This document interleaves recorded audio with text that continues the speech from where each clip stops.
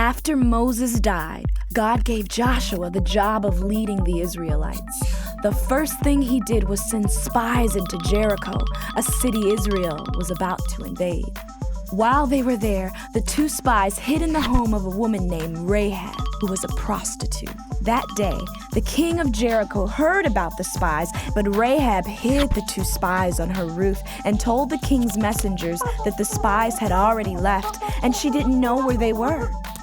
Then, when it was safe, she lowered the men down to the ground using a rope. Days later, Joshua led his army to the city of Jericho. They marched around the walls of the city for 7 days. Then, on the 7th day, they marched around the walls 7 times, blew their trumpets, and let out a loud shout.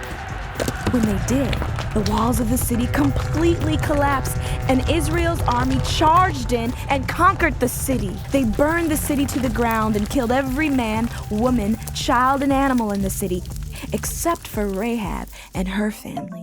For years, Joshua and the Israelites marched through the Promised Land, defeating their enemies, killing every living thing in each city, and dedicating their victories to God.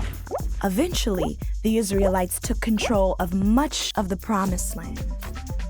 Finally, when he was very old, Joshua gathered all of the leaders of Israel around him.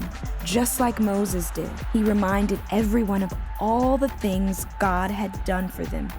Then, he placed a large stone under an oak tree as a reminder to all to follow the laws of God.